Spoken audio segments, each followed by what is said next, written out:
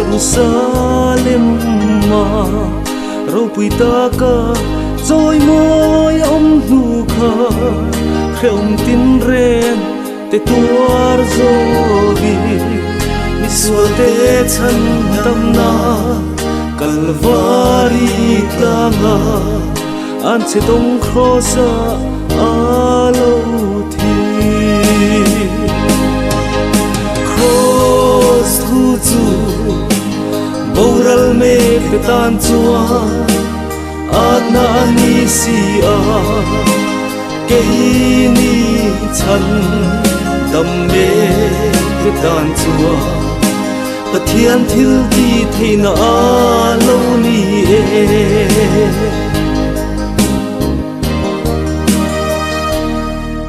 Khovel lina ria thi am lo ka chan dam tu na ka tang e chuanin tui le thi sen alo chua ka akin ta tin inna Kharawa thata chu nge chu ani cross thu chu cross thu chu boral me tan chua adna ani si a ke ni chan dam me tan chua Pathian thil ti theina lo ni e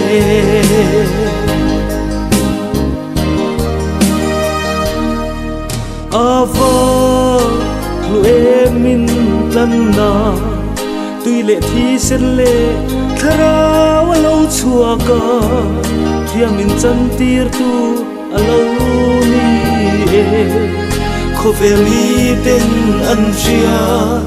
Thiam thấy lâu a chu a chan dam na a lo chuak ta cross thu chu boral me te tan chua adna ani si a ke ni chan dam me te tan chua Pathian thil ti theina lo ni e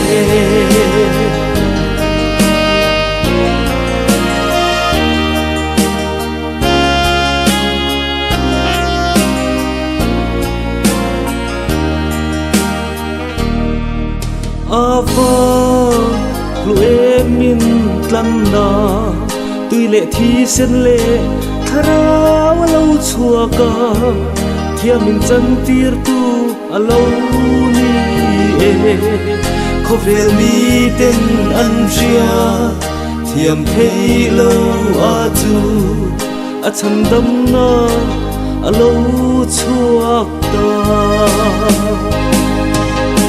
cross thu chu boral me te tan chua adna ani si a ke ni chan dam me te tan chua Pathian thil ti theina lo ni e